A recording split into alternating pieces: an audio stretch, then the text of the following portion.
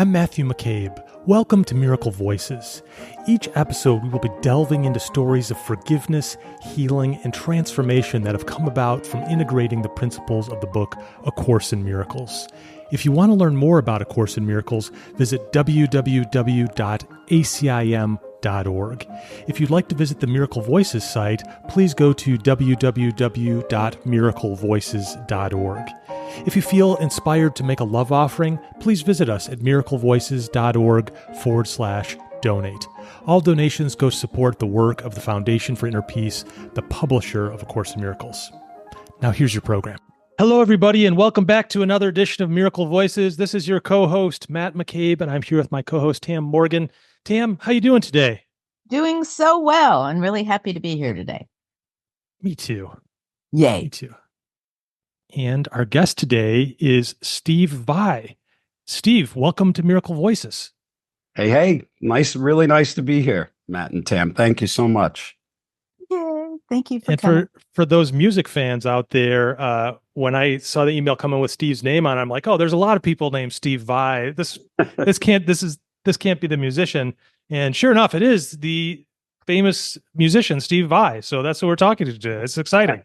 Yeah, thank you. And I'm so bad with names, always have been, that I wouldn't know your name if I fell over it. But I'm a sort of I'm a guitarist primarily, a rock instrumental guitarist. Mm-hmm. It's a small field in the music business, but there's a lot of people in the world that love guitar, and I'm fortunate enough to be kind of one of those people that if I go to a town, people come, or any place in the world, guitar players come. So I wouldn't expect many people to know me. No. A lot of people ends up that they do know you, but we have, our head up chief of development, Laura, she calls everyone she loves a rock star. So she said, "Oh, I just spoke with Steve Vai, and he's a rock star." And I was like, "Yeah, I'll take a number." And it took like a month for me to understand that was really true. And love what you do. I'll forget what you do. I only care who you are. And some of that is what this is really about here. So, well, that's one of the things I noticed through my career. Like I said, it's a small field, the guitar community. But, when you're sort of at the top of it, there's a lot of accolades, and there's a lot of sort of fantasy accomplishments, meaning all these things that you projected you wanted. I actually was kind of mostly just interested in playing the guitar, but the idea of fame and that kind of thing equating to happiness, it's once you get there, you can recognize that's an illusion. Yeah. And it's a gift to get there to recognize that. Yeah. Although not everyone does recognize that. Yeah. They hold on to it even more strongly, that's who they are and that's what they've accomplished, and they don't need to go further than that. Yeah. I mean, it's nice to have the feeling of accomplishment, and everybody can experience that when they do quality work.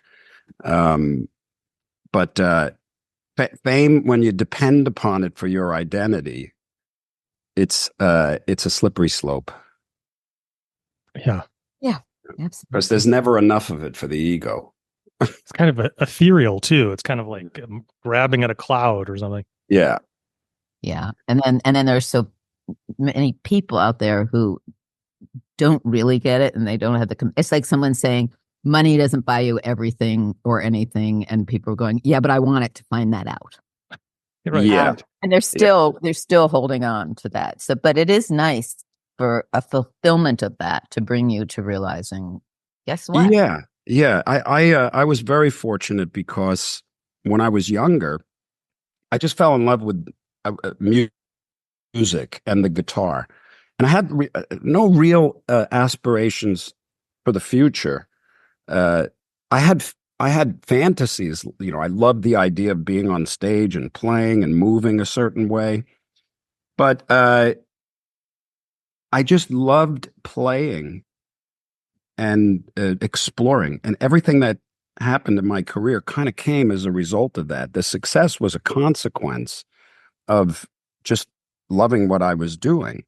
So it was nice. There was periods when I was very popular in the 90s. I was winning all the awards, Grammys, selling millions of records, cover of all the magazines. And at first it was a surprise. It was like, how is this happening? What's going on here? I'm not nearly as good as I'm being made up to be here. And then all of a sudden, the ego comes in the back door, and I didn't even realize it, because you start thinking, yeah, I am all that, and I am this chosen one on the guitar, and it always comes with a price, because in the 90s, late 80s, the style of guitar playing that I was doing was very popular, and you're like a god to the guitar community. But then in the early 90s, the whole music scene changed, and the kind of guitar playing that I was doing was just so it was like the enemy all of a sudden. So there was a period of time where I couldn't open a magazine and not read something nasty, something terrible. And this went on for like 3 years. And that was the beating, so to speak, that the ego took. And it was beautiful. It was a sort of like a necessary crucifixion, because as you're getting beat up on in the press, the ego just is in a lot of pain and suffering, because you want to run around to everybody and say, no, that's not me. Look, I'm a nice guy. I'm this, I'm that.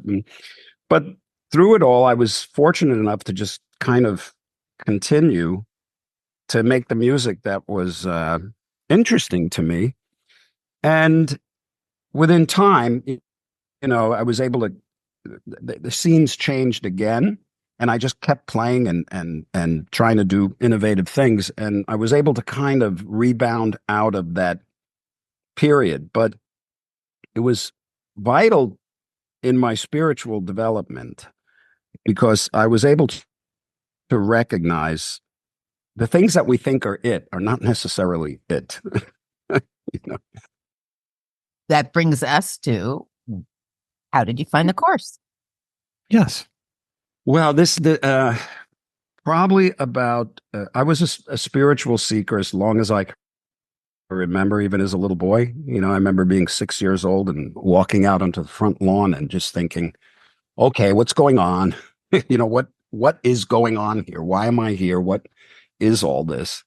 And I grew up in a, kind of a traditional Italian Catholic New York family, not too heavy on the religion, but there was, I'd go to church and stuff, and I would listen and I'd read, and there was something I liked about religion, but it was, I noticed that I would read the things that Jesus said, and it always kind of made me feel good as a kid. But the other stuff it just seemed like kind of something was lost in translation, because there was a lot of fear, and that just didn't resonate.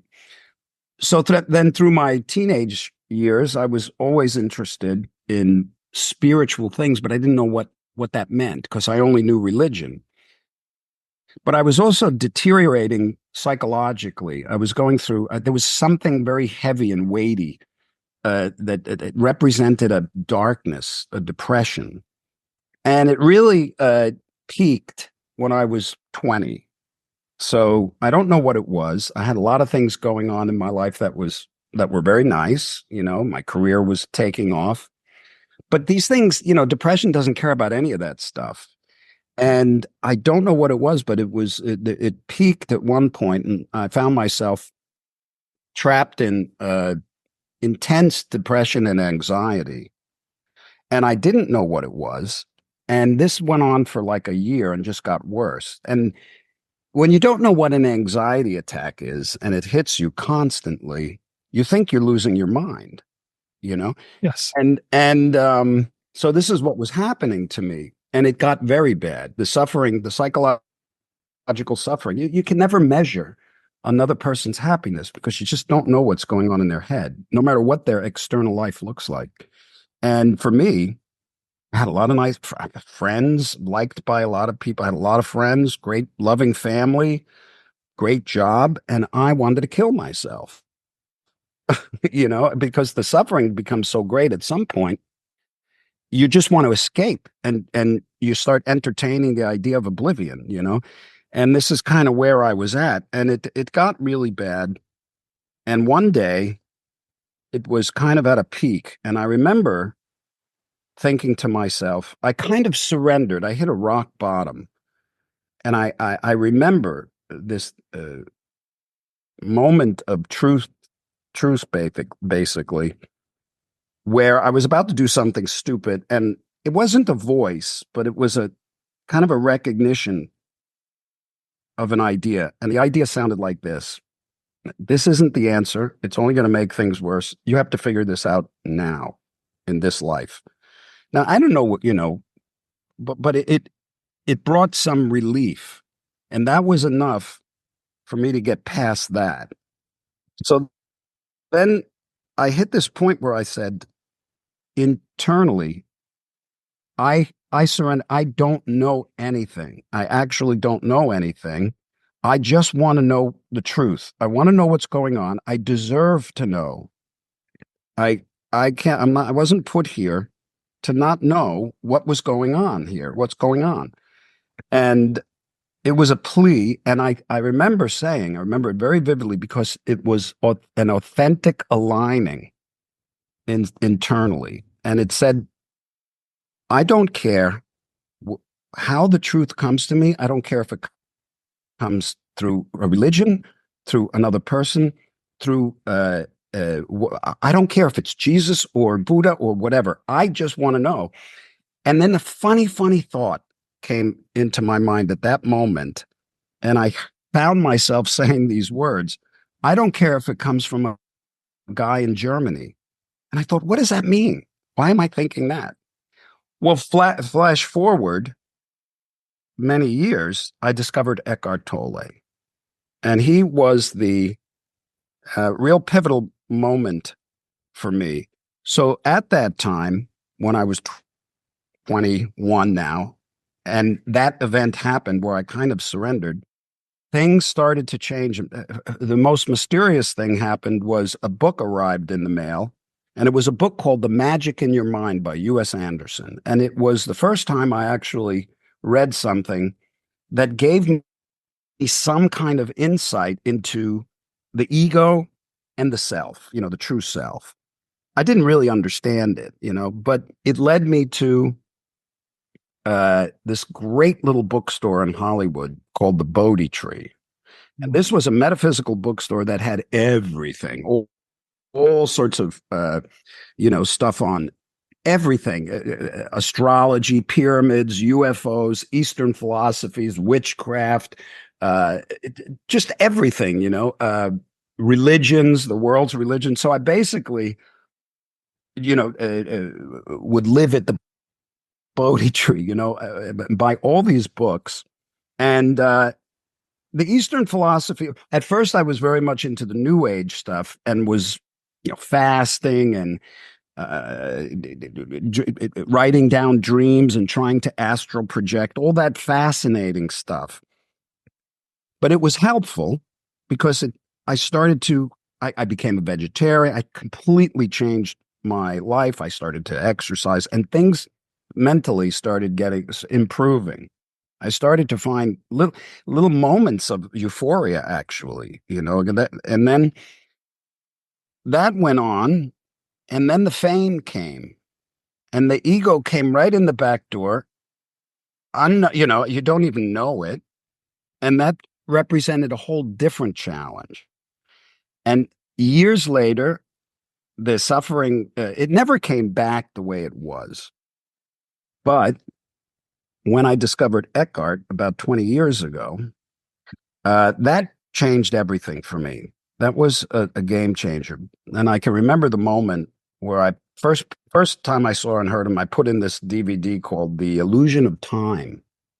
And that's when it hit me. I remember getting up and looking around and saying, okay, I had a glimpse of what the truth was, which meant everything that you think in your head is just wrong. It's not correct. They're all illusions of beliefs. And you're looking into the world through your belief system. What do you think you're going to see? You know? So the odd thing was Eckhart was from Germany, and he woke up right around the time I had that moment of saying, I don't care if it's a guy from Germany. It was, I didn't even realize that till years later. So one of the things that Eckhart talked about that was finally came into alignment with me is forgiveness and what forgiveness is. And it was very simple when he said, people cannot act outside of their conscious conditioning at any given time in their life. And I said, yeah, it's easy to forgive them for that, because it's like saying, why are you short? Or, you shouldn't be tall. It doesn't make sense. It doesn't mean that, you don't avoid people that are, really crazy or whatever. But then Eckhart talked about the Course. So I would say it was probably 15 years ago that I discovered the Course. And when I first started reading it, I knew that there was something there that was the answer I was looking for, more of the answer. But it's a heavy lift, the Course, and between then and now, I've probably read it 30 times. I listened to the audiobook, and every day, every single day, it's my companion. And every time I hear it, it just rings of such truth. It just makes sense. It's, because truth resonates in you as something you always thought you knew. It's like, yeah, I knew that, but I never knew I knew it. And that's what the Course has been, has helped me with also. It's like, yeah, because it's based in practical reason. It's just based in pure reason. And when you recognize that reason, it touches something in you that feels familiar. And that's one of the things I love about the Course too. That's why it's almost addictive, because I just love going, yeah, of course. Yeah. That's what I'm thinking. That's what's going on in my head. I have no idea what I'm thinking about. Yeah. But so that's a long story on how I found the Course. Oh, that's a great story. Really love that. And yes, it is a heavy lift. I mean, it can be for so many people. I mean, I always felt that it was so soporific that people weren't interested in the Course for the Course. They could just read a line and fall asleep, and use it to sleep. But it actually moves even in your sleep if you did that. Yeah. And it sounds like you really experienced the living document aspect of it, where it meets you wherever you are. The Course is like, every paragraph is like a hologram, in that the truth is contained fully in like almost every sentence. It approaches the situation by every angle, and that's remarkable too. Yeah. Mm. Steve, do you have a forgiveness story you'd like to share? Oh yeah, many. As a matter of fact, all day now. It was a real eye opener when I understood what forgiveness was, because the word has a lot of baggage attached to it. And as the Course points out, and it's so, when you really recognize the truth of this, it's a revelation. Us humans, we have like human forgiveness in a sense, and there's an agenda in it. There's a quid quo pro. It's kind of like, I forgive you, but don't you forget, because I will be reminding you someday that I forgave you for that. And And it's like as the Course says, it's more of a bargain. And when the Course talks about true forgiveness, and especially when it talks about it's the only thing in this world of any real great value, because from it comes everything, because true forgiveness, what I realized I needed to forgive, and what I also recognized was the word forgiveness. It's a looking past. You just look past what you're forgiving, as if you're just going to look around it. There's no big kind of I forgive you. It's just like, okay, let's look past this. So I started to experiment with it on little things, like traffic, supermarket lines. But because, frustration, impatience, these are all forms of suffering that we inflict on ourselves, and we have to forgive ourselves, our illusions. The Course, we have to, when the Course outlines the Lord's Prayer, it starts, forgive us, Father, our illusions. And what are those illusions? They're all the beliefs that we have about ourselves, about the world, about others, that have a sting in them.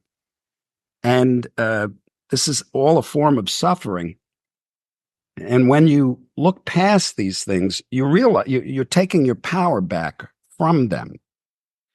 And the forgiveness story, I mean, I have so many, but probably the one that resonates most with me, and this is not uncommon, my father. My father was a great guy. He had five children, and we weren't rich. He was a liquor salesman. He sold liquor to, country clubs and bars, and he was a bartender on Long Island in all of these country clubs. And my father was the hardest worker I knew, and he made it work, and he was really good at what he did. He was a great bartender because people come, they talk to the bartender, and they spill their stories. And my father was very good at that, communicating with people.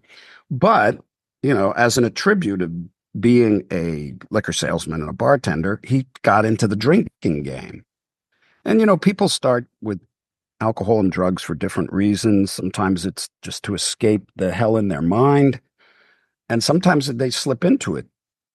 Like my dad, he just would have to go out and he'd have to test these alcohols, but it just got really bad. And, alcohol is the devil, I mean, it changes a person. So the guy that I knew wasn't my father, it was alcohol for a while. And it was terrible. It created a lot of dysfunction, a lot of abuse, and a lot of hurt. And I was very young. And then when I was 12, my father just quit drinking. It was kind of a miracle, he just, and because it wasn't a psychological addiction for him, it was more of a physiological. He had to go through the hell of withdrawals and everything, but he just stopped, and he became my dad and the great guy that I knew. But alcoholism leaves its scars. And I just did not, I was not able to forgive him. I disliked him, even when he was sober, because of what I saw my mother go through, what us kids went through when he was in that state. When he wasn't, he was the greatest guy. It's the weirdest thing.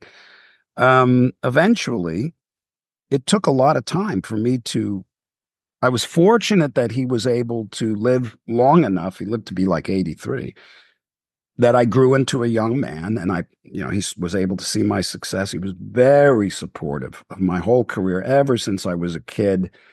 I mean, my father drove me to guitar lessons. He gave me the money for them. He sold his life insurance policy so I can go to Berklee College of Music. And, but still, I had a chip on my shoulder. I mean, we don't understand how these things flow into all aspects of our life. You know, if we're suspicious of somebody or distrustful, it's not just that person. It's choosing things. It flows unconsciously into everything we do. And when I started to realize what true forgiveness was, and a person doesn't need to be alive in order to forgive them. I understand that it doesn't work that way per se. It's an internal thing. And one of the things in the course that's so powerful when it talks about forgiveness, and I'm going to have to paraphrase here, it's the only thing that you can do that's a one-way street out. Because any other action you take in the world that may have, that comes from the ego, will always kind of keep you prisoner of your own illusions. And forgiving your illusions, it changes the way that you relate to yourself, the world, other people, on a total basis. So you're not binding. We're not when you forgive, you're not binding yourself to what I might call karmic reactions to your to the emotional equilibrium that you're expressing. Meaning, if you're in a state of anger, frustration, even impatience, that's a form of fear. It's the foundation of that is fear. And I realized that every day, all day, we're making decisions. We're making decisions on what to make a left or a right, to say things. And we make decisions, most importantly, on the kinds of thoughts that we choose to think and the kinds of thoughts that we choose to believe are real and true. That will only ever be a personal perspective and decision. And when you start, and they're really hard to shed because they become our identity. You know, our fears become our identity, and it's hard to forgive them because for a lot of people to forgive their victim mentality, they're afraid they won't know who they are if they don't have their perspectives of fear and these kinds of things. So it's very difficult. It's a slippery slope to forgive yourself your illusions. I was able to see that very clearly with my dad. And I'm so happy that I was able to, because the forgiveness changes the quality of your whole life and all the people in it and everything. When you understand what it really is, it's the authentic looking past of your own illusions and the illusions of others. So that's one of the things I learned from the course, that how do you even quantify the value of learning something like that? Well, were you able to do this while your father was still alive? I did, but not fully in the way that I did later after he passed, and I recognized through the course and Eckhart what true forgiveness is.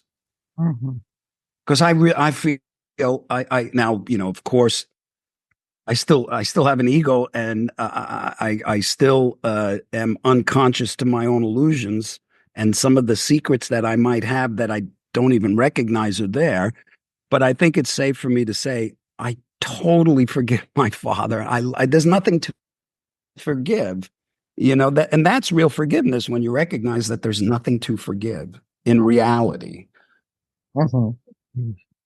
And how did it specifically even change your relationship to the rest of your life and everyone in it? It's like dropping a weight, you know, because you take your freedom bag, because you give your freedom away when you condemn something, when you criticize something, when something is, quote, unforgiven, and the way that when you start practicing forgiveness, true forgiveness, the way that it affects the entirety of your life, you can't quantify that, because what's changing is you in your head. And when that changes, everything you see, everything you do has a different slant to it. So when I see people struggling, when I see people in fear, which means when I see them in anger, it's like politics. If I'm watching politics, I forgive them their illusions, and that's a hard one. Mm-hmm. But it's necessary for your freedom, because you're carrying around hate. And that will always compromise the quality of your life and the quality of others. Because when you have that in you, that's what you teach and that's what you learn. But I know for me, just having a glimpse from the Course of what that true forgiveness is, once you get a glimpse of it, it's the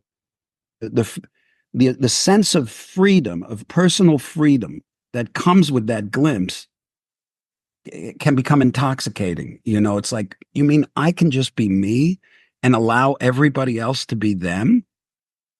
That's so big. Yeah. I was just going to say you articulated that really, really beautifully. Thank you. You did. Well, I would say thank you, but then I'd be taking credit. No, you can just be a vehicle for it.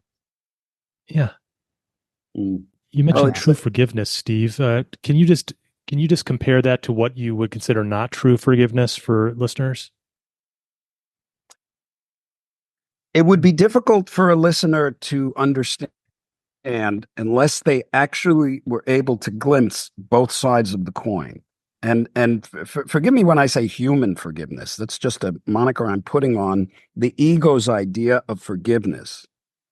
So when we use the word forgiveness, we think immediately big things. That happened to me. They did that to me when I was whatever, or I'll never forgive myself for doing that. What I did, so that back then, so usually the word forgiveness gravitates people in their mind to events that they hold on to that have drastically affected the quality of their whole life, although they don't know it. So they can say, you can talk to somebody and they'll say, you need to forgive that person for doing that. And you say, yes, I know. I need to, I forgive them. I forgive. But really, true forgiveness says, this never happened. This happened, but not the way I'm seeing it. Yeah. The meaning that we give things is the meaning that we give them for ourselves alone. And that meaning is based on our conditioned thinking and belief and all the experiences we have. So we create a perspective on events. And from that, we create a victim identity. When in reality, we don't know the meaning, the value of what that event actually brought to our lives. Everything, I believe, and everything that happens to us in our lives is in our best interest, whether we see it as such. Because the universe, the Holy Spirit, doesn't measure you based on the quality of your life or your fame or your poverty. It's always there guiding you, always in everybody, and so we make choices all day, and when we lean, I'll just say lean one way towards the voice of the ego in us, you can feel it. You can feel it because there's a sting in it.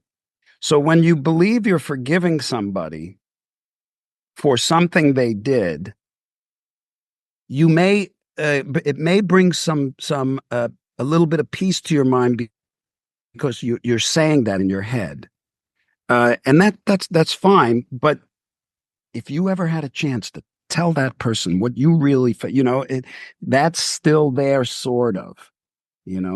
But true forgiveness is the looking past. It's the recognition that the meaning you're giving something is bogus. Your meaning is not the meaning. So in order to even have any kind of glimpse into the true meaning of why that happened to you, or why you did that, or whatever that was, you have to remove your meaning. And that's a heavy lift, because the ego will hold on to your meaning of things to the death.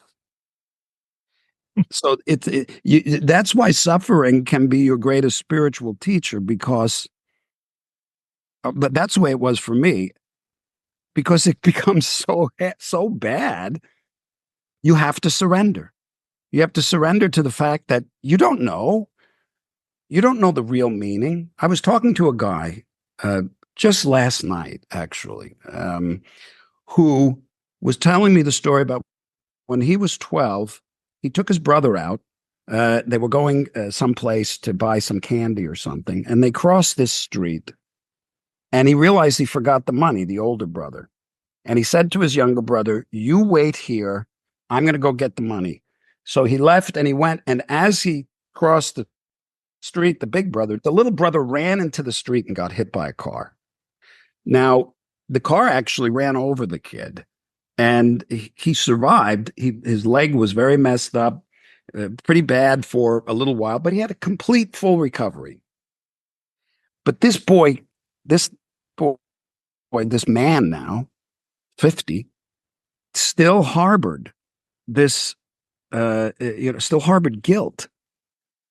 And I said to him, I go, "Well, how do you know that wasn't one of the best things that happened to you? Because probably at the time you may have thought, I should have stayed with him or had him come with me. I probably shouldn't have left him." And he said, yes, that's what I wish I did. I say, well, how many times after that in your life do you think you were in situations where what you learned from that affected these other situations? How many? It's quite likely, it's quite possible that you saved your own life and many other lives and many other precarious situations because of that event with your brother. Is that possible too? And of course it's possible. Of course. But because you put your meaning on what that meant, you live in guilt your whole life. And that's hell. That's what guilt is. Guilt is hell, literally. And mental angst. And in order to forgive that situation, I actually saw him. He was able to add another layer of forgiveness. So this is a forgiveness story too, I guess, to that experience. But he had to forgive himself his own illusions that he was guilty of something like that. And I said to him, you have no idea of knowing everything that led up to that, how that situation affected the people involved at the time, and how that situation affected you and everybody it touched, and all the people that they touch after that event. Do you know those things? And he's like, well, no. And I said, well, so how can you judge it? So this is just practical reason. I said, if you pushed your brother into the street in front of a car, well, that's a different set of different situation. Obviously, you probably wouldn't be here because your whole life would have been of nefarious nature. But still, forgiveness is required. But you got to understand what that really means. So I don't know if that's helpful. You have to forgive your meaning, your illusions, before you can forgive the situation. So it's never too late to have a happy childhood. Yeah. I just want to take it one step. I don't know if deeper is even the right word, because if we believe, as the Course teaches, that everything is perfect and everything is for a reason, then you can't even make the exception of if you pushed him into the street.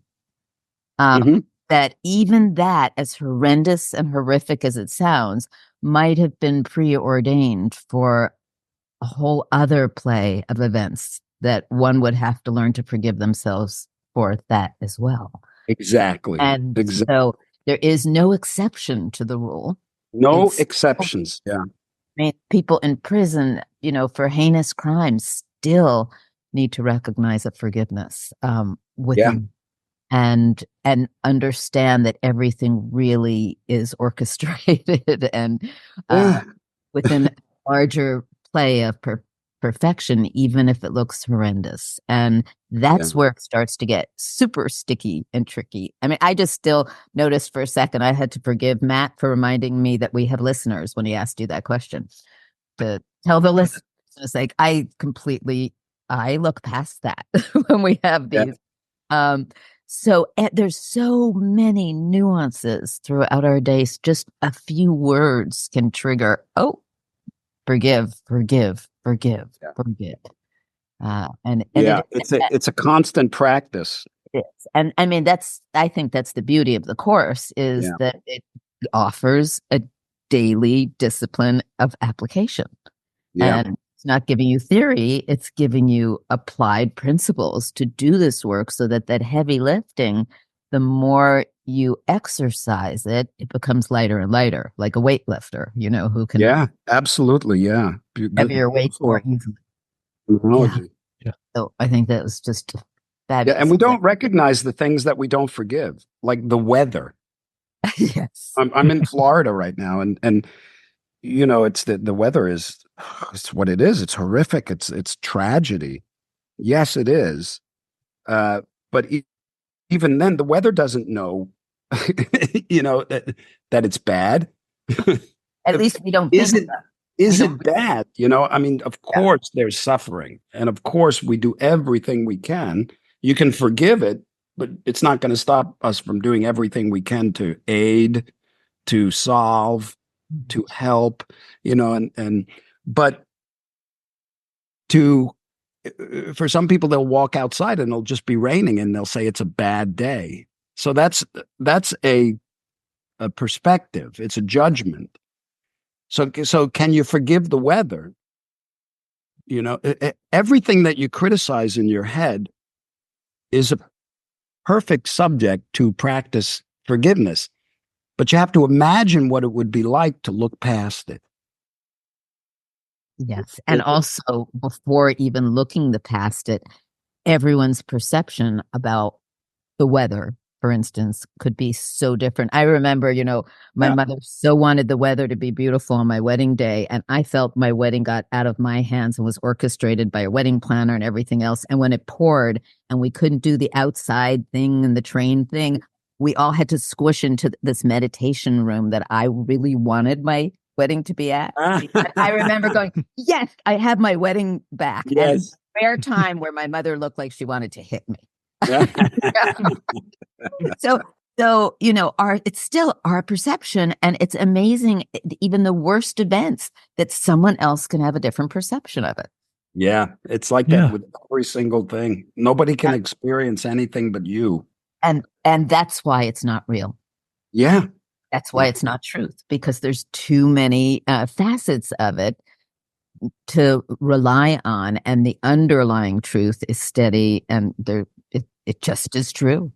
Yeah, it is. When I first discovered the Bodhi tree at 20 years old, and I'd see the word truth What is the truth? And like the truth was something I had no idea what that meant. I thought it was something that you had to that you had to find. I didn't realize that it's actually there already. And so that word in and of itself is a heavy lift. It's a mystery until you recognize that all of your thoughts are conditioned. All of your thoughts, the repetitive, chronic identity that that we create for ourselves and others, are all based on the meaning that we personally give events and things, and we don't know the meaning. And that is the beginning of the recognition of forgiveness, is that you don't really know. And of course, the ego screaming, "Of course I know what's happening." Of course I know. What are you saying? Like, yeah. This is an outrage. Yeah. Yeah, I can forgive that, but I can't forgive that. Not that. No, that's unforgivable. And and also, I mean, you touched on a point too, very controversial. You can forgive, but you can't forget. And yeah, I think that's human forgiveness. You can forgive, but you can't forget. But what happens with true forgiveness is you don't forget, but your perspective of it changes. Exactly. Yeah. You might forget. Yeah, you forget. You don't have dementia. We can okay, yeah. That could forget. That, yeah. But no, the experience of it is different. I mean, as the Course says, it doesn't mean this illusion is going to change at all. Horrific things, people will still die in this illusion. Yeah. But one's experience going through it is different. Yeah. And I remember as a little girl, I had all of these dreams that came true all the time, and they were horrible dreams. They were accidents, and I just so didn't want them. And my asking Spirit, please only give me something that I can help either change the outcome to, which I never got, or help in it. And it gave me a separation. So, and if it gave me seeing something before, I had to go through the attachment to get to the non-attachment so I could serve. And it was kind of a metaphor for this in my life. Okay, this is happening. So there was an effect that happened from your asking. Yes. And the funny thing about the way, and I'll use Course terminology, the way the Course talks about how the Holy Spirit controls time, and how miracles alter the temporal time perspective that we have. We don't realize how like what you did, how it actually did bring you the change you wanted, but you don't recognize it when you're going through, because it feels just like normal. Yep. Does that make sense? Oh, it does to me. Yeah. Mm-hmm. You don't realize the change that you actually brought about because you're in it and it just seems normal. But if you think back about, if you were to take that situation with a different perspective, a very angry one, if you were angry at God and angry, you would have received something else. Another experience that would have then required more forgiveness, more stuff, So you dodged a bullet there. Well, as a child, I was just glad that it shifted and then kind of waned. Yeah. Like it was almost like as soon as I really got comfortable with being non-attached, I didn't have the dreams so much anymore. Yeah, that's interesting. That's very interesting. Another level. Yeah. Steve, what you've been talking about here reminds me of that one quote from the Course. The power of decision is your one remaining freedom as a prisoner of this world.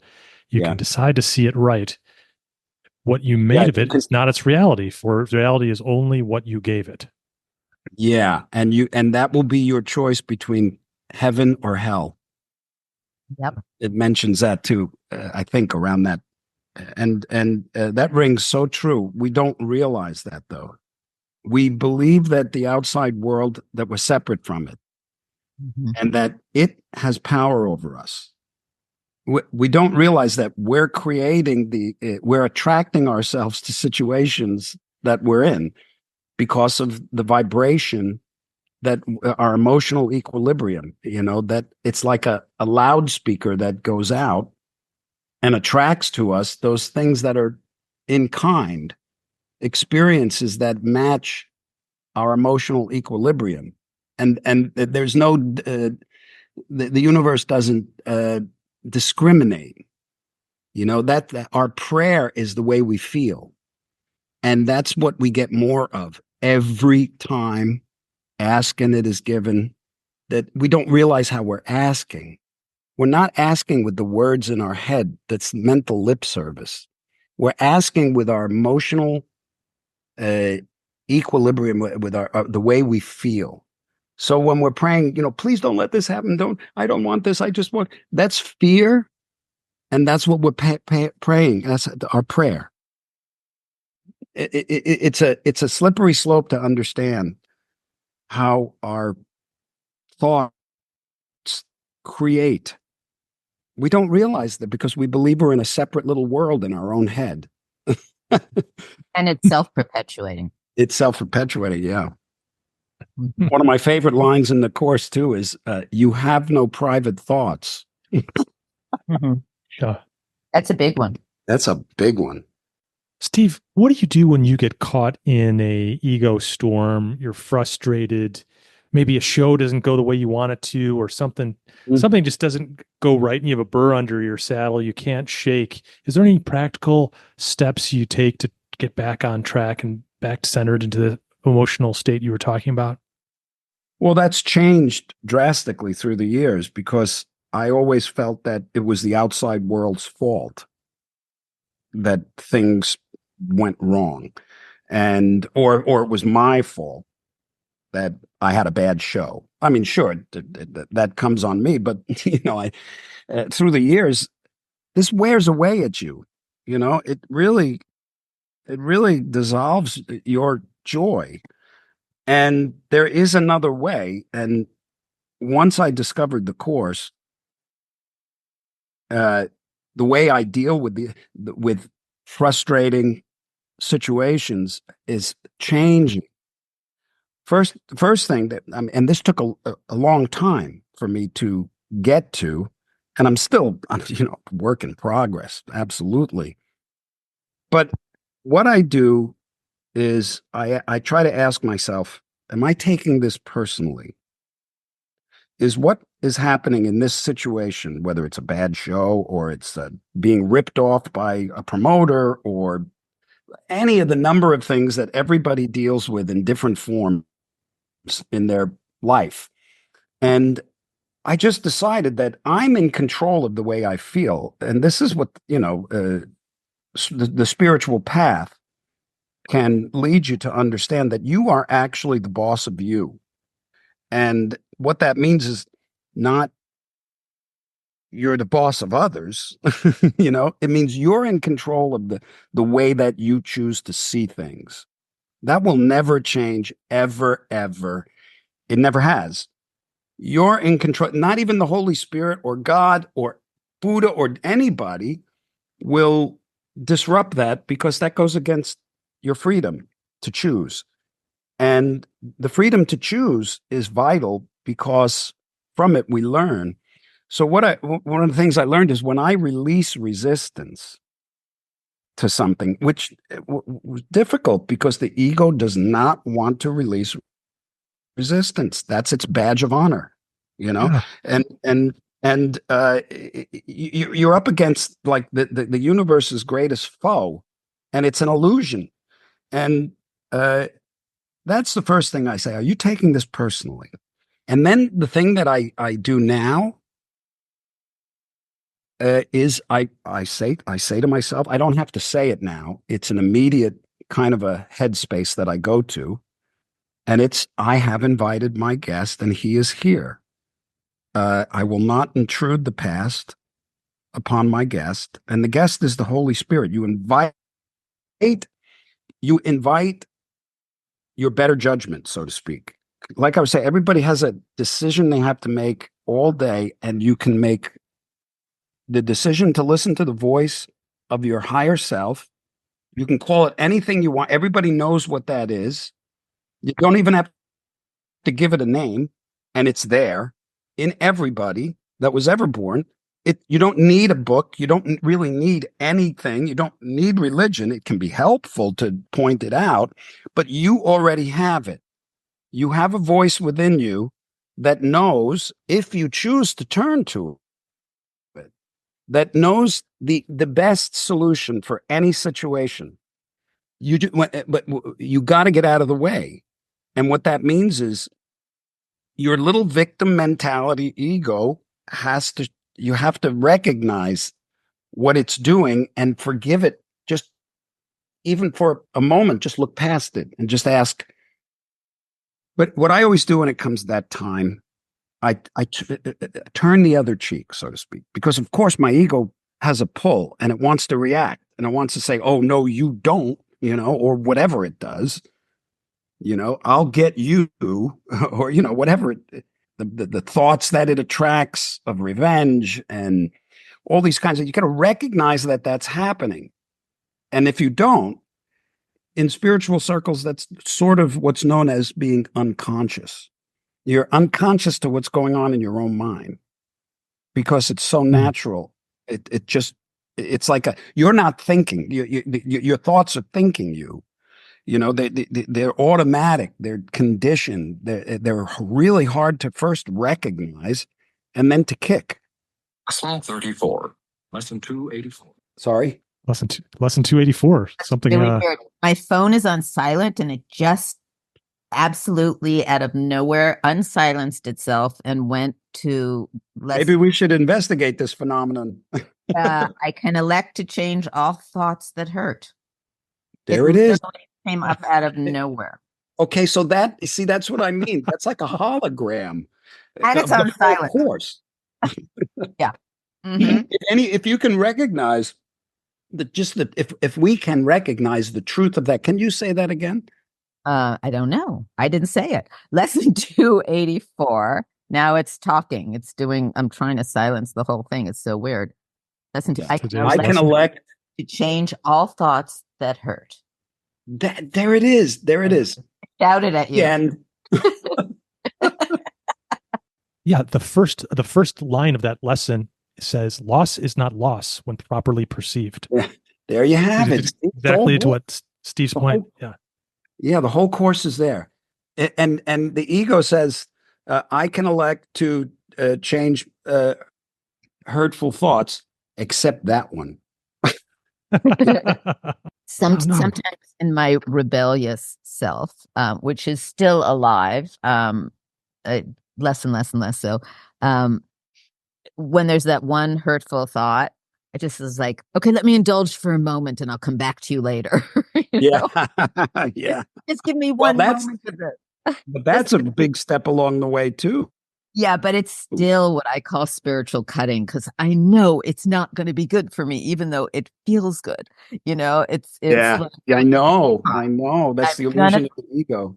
Completely. And it's like, just for a moment. I promise. Just give me 10 seconds of it. Let my ego live for a second. And so it's I know that point very well. We all do. But the fact that that we recognize we have a choice, even though we're choosing the ego, that's the beginning of waking up, recognizing I have a choice here.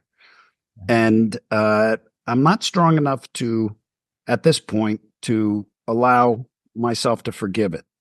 So I need a little more suffering, And then when the recognition comes, though, of what it feels like to not allow these external events to take your power, to take your power, your security away, your authentic self, to have it not affect your authentic. I call the personality that is meant for us to have our authentic personality, which is the best of us. When we're connected, like someone like Jesus, who always So he completely surrendered to the voice of the Holy Spirit within him, which is the voice of reason. And there was nothing else except that. He was completely connected with it. It just flowed from him. There was none of the other stuff. And you could recognize that in just the words he spoke, even in the Bible, for the most part, from what I'm able to recognize there.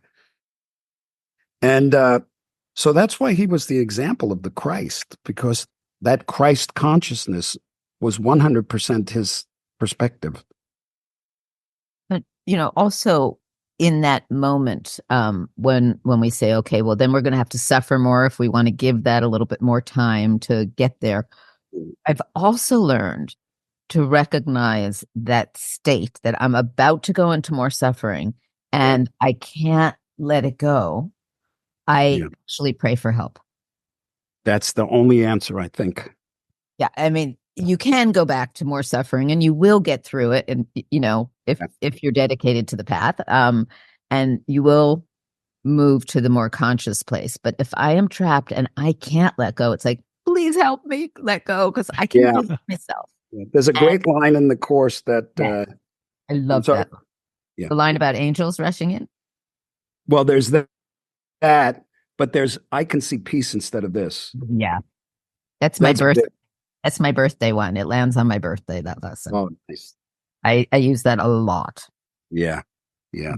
That's an instant call to your higher self, to your better judgment, to your Holy Spirit, to your Christ nature, to your Buddha nature, whatever you want to. Yeah, but I still get in that. I'm not choosing to see peace instead of this. Help me, because I can't. I can't do it by myself right now. And that prayer is so incredibly important to my own path, because I recognize that everything in me wants to hold on. I know shouldn't is the wrong word here, but it's like, I know it's not going to be good for me. And all I can do is pray because I can't let go by myself. Yeah. Something amazing happens. Yeah. Isn't that interesting? When we actually turn to it, it's there. Yeah. But we have to turn to it. Yeah. I mean, it's there whether we turn to it or not. We just have to recognize.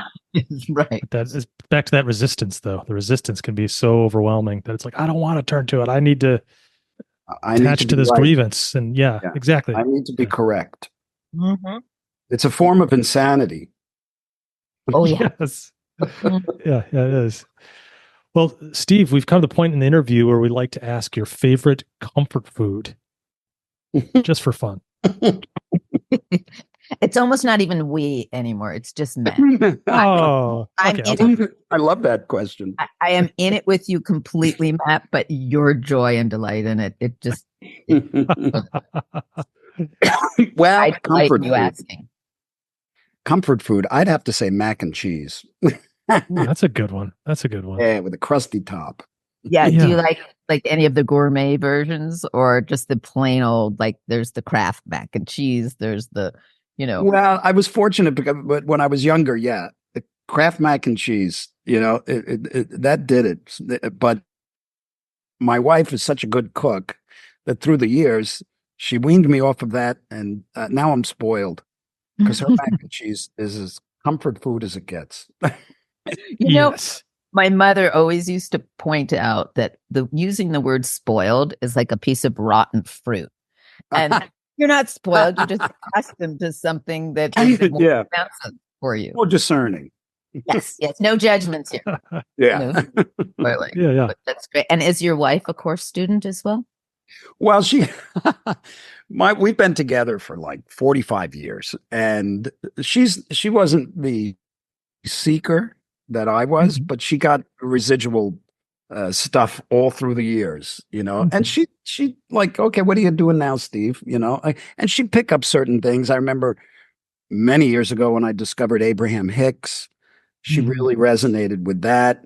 There was, I had grown very attached to an Eastern philosophy, and there was a lot of precepts for that and a particular way of conducting your life. And She, dabbled a little bit with that. She every night when we go to sleep for many, many years now, I always put on Eckhart, and she loves. We fall asleep to it, and she even with the course I'm able to discuss certain things. But when I discuss the course with people, as you know, you can take the principles of it and give it to them in ways that are digestible. But, certain things people just can't get over, the Christian terminology, the masculine descriptions of everything.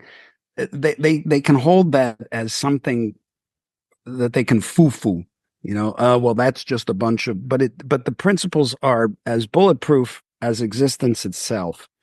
And when you can absorb those and share them in a way that's digestible, my wife then will resonate with those things. Fair enough.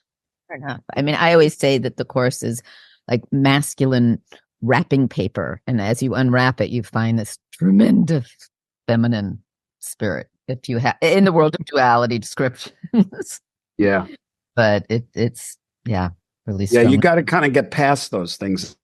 Yeah, recognize what they're referring to. One of my favorite stories is that my mother, way back in the beginning of the course publishing, had a friend who so objected to the masculine terminology.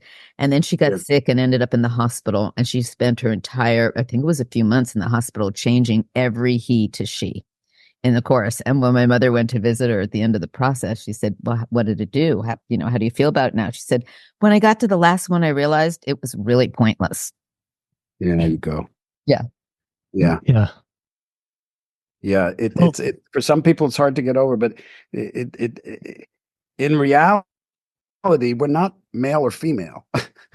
Of course. We're none of we're not even the body, ultimately. We can recognize that through the body, but we're not the body. We're not male. We're not female. We're not any story we tell ourselves about ourselves. We're just that for a little while. But as you were saying, you don't know what anything's for. It was really interesting because her perspective was she went through the course word by word in those 3 months. And it was such a helpful process for her. She wouldn't have done it otherwise.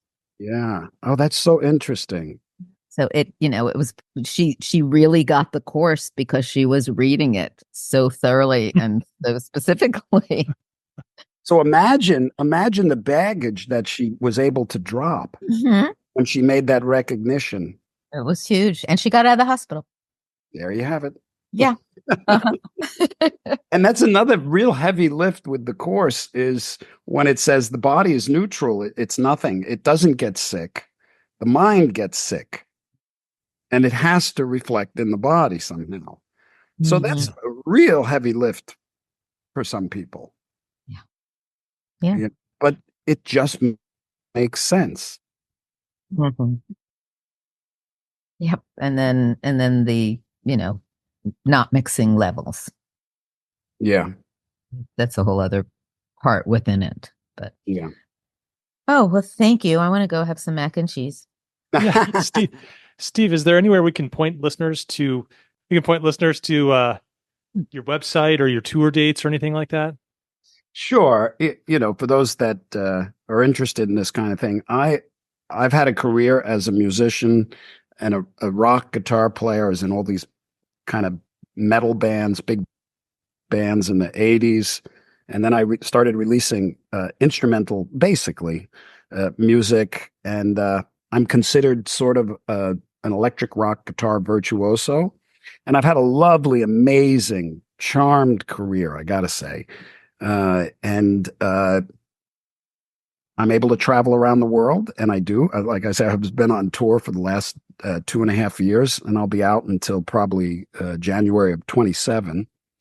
And right now I'm on tour with a band called Beat.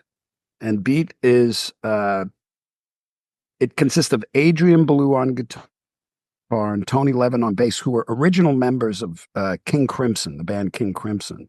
And then Danny Carey on drums and myself. And we play the 3 iconic King Crimson records of the 80s. So it's like a celebration.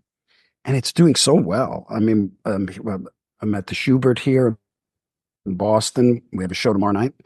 And anybody interested in checking it out, it's kind of proggish music. Beautiful, beautiful music. Great. Adrian Belew is an incredible singer, songwriter.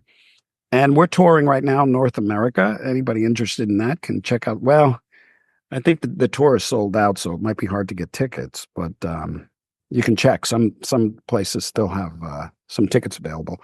But that's what I do. I love it. Great. Well, Steve, thanks so much for coming on Miracle Voices and sharing your miracle voice. We really appreciate it, and good luck on the rest of your tour. Absolutely. Thank you so much. I think you guys are doing such great work, and I'm so happy to have been invited. Thank you. Thank you. It's play. This is play. It is play. It is play. Thank you. Thanks so much for listening today. Please subscribe to Miracle Voices by hitting the subscribe button on your podcast app. If you are enjoying these conversations, please consider leaving us a review on Apple Podcasts, Spotify, or whatever podcast app you use. And lastly, please visit us at miraclevoices.org and join our newsletter so we can stay connected. Until the next podcast, I want to leave you with my favorite course quote: "When you want only love, you will see nothing else."